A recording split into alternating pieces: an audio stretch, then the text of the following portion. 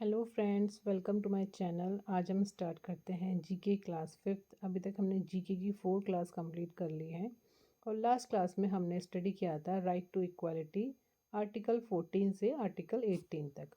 आज हम इससे आगे डिस्कस करेंगे। आज हम स्टडी करेंगे राइट टू फ्रीडम, स्वतंत्रता का अधिकार, जो कि है आर्टिकल 19 से आर्टिकल 22 तक, जो कि कॉन्स्टिट्यूशन के पार्ट 3 में है। What is right to freedom? Right to freedom gives citizens basic freedom so that they can live freely, think freely, and express their views without fear. Right to freedom नागरिकों को मूल स्वतंत्रताएं देता है ताकि वो बिना डर के जीवन जी सके, सोच सके और अपनी बात कह सकें। तो हमने समझा कि राइट टू फ्रीडम क्या करता है। राइट टू फ्रीडम नागरिकों को स्वतंत्रता देता है, फ्रीडम देता है कि वो फ्रीली सोच सकें, अपनी ज़िंदगी जी सकें और ख़ुद को एक्सप्रेस कर सकें, अपने व्यूज़ को एक्सप्रेस कर सकें बिना किसी डर के। तो ये है राइट टू फ्रीडम। इसमें आर्टिकल 19 से आर्टिकल 22 तक हैं। इसको हम 1 बाय 1 स्टडी करेंगे। तो आर्टिकल 19 हमें 6 फ्रीडम्स देता है। Article 19 gives 6 important freedoms to Indian citizen. First is freedom of speech and expression, freedom to assemble peacefully, freedom to form association or union, freedom to move freely throughout India, freedom to reside and settle in any part of India, freedom to practice any profession or occupation। इसको एक बार हिंदी में भी समझ लेते हैं। Article 19 Bharat के नागरिकों को 6 स्वतंत्रताएं देता है। फर्स्ट इज बोलने और लिखने की आज़ादी, शांतिपूर्ण तरीके से जमा होने की आज़ादी, संगठन या यूनियन बनाने की आज़ादी, फोर्थ पूरा भारत में घूमने की आज़ादी, फिफ्थ भारत के किसी भी हिस्से में रहने की आज़ादी, सिक्स कोई भी पेशा या व्यवसाय करने की आज़ादी।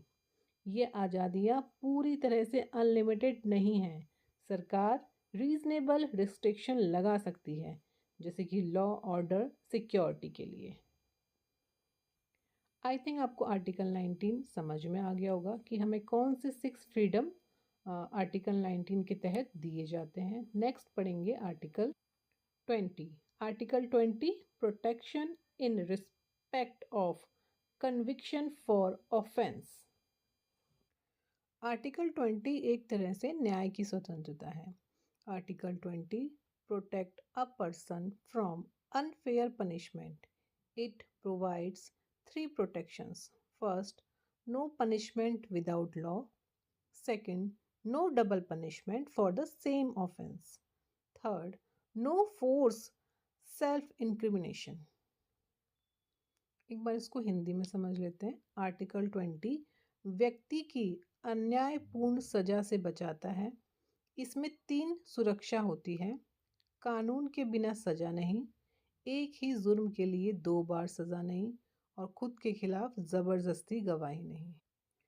इसमें क्या होता है, इसमें किसी भी व्यक्ति को तब तक अपराधी नहीं ठहराया जा सकता जब तक उसने अपराध के समय किसी कानून का उल्लंघन ना किया हो, और एक ही व्यक्ति को एक से अधिक बार एक ही अपराध के लिए दंडित नहीं किया जा सकता, और व्यक्ति को फोर्स नहीं किया जा सकता कोई भी चीज़ को कबूल करने के लिए कि ये आपने किया है, ज़बरदस्ती फोर्स नहीं किया जा सकता।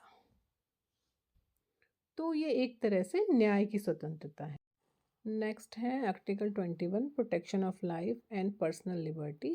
Article 21 says that no person shall be deprived of life और personal liberty except according to procedure established by law. It is the most important fundamental right. Article 21 कहता है कि किसी भी व्यक्ति से जीवन और पर्सनल लिबर्टी तभी ली जा सकती है जब कानून के हिसाब से प्रोसीजर फॉलो हो। ये सबसे इम्पोर्टेंट फंडामेंटल राइट माना जाता है। एक तरह से ये जीवन और शरीर की रक्षा की स्वतंत्रता है। इसमें क्या होता है, अ, कोई भी पर्सन है उसके जीवन की रक्षा को मान्यता दी गई है। अर्थात किसी भी व्यक्ति को उसकी व्यक्तिगत स्वतंत्रता से वंचित नहीं रखा जा सकता, मतलब डिप्राइव नहीं रखा जा सकता। नेक्स्ट है आर्टिकल 22, जो कि है protection against arrest and detention.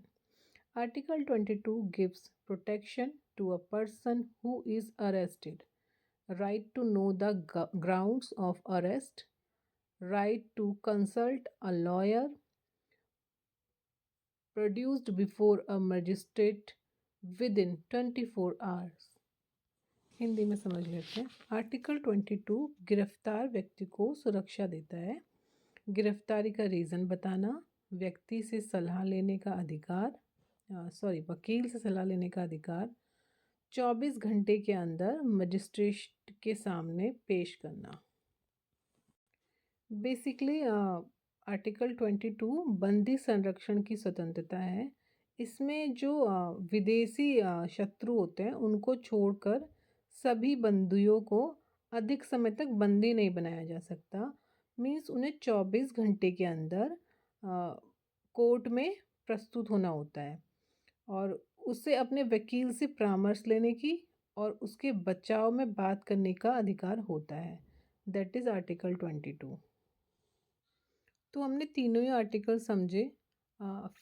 Right to freedom article 19 से article 22। Most important fundamental right है article 22, article 21 and article 19 freedoms only for citizen. और जो आर्टिकल 19 के फ्रीडम है वो सिर्फ सिटीजन्स के लिए हैं, जो हमने 6 फ्रीडम्स पढ़े थे। आई होप आपको आज का क्लास अच्छा लगा होगा और समझ में भी आया होगा। अगर आपको मेरा पढ़ाया हुआ या मेरा क्लास अच्छा लगे तो प्लीज़ लाइक करें, सब्सक्राइब करें और नेक्स्ट क्लास में हम इससे आगे पढ़ेंगे। तब तक के लिए थैंक यू सो मच।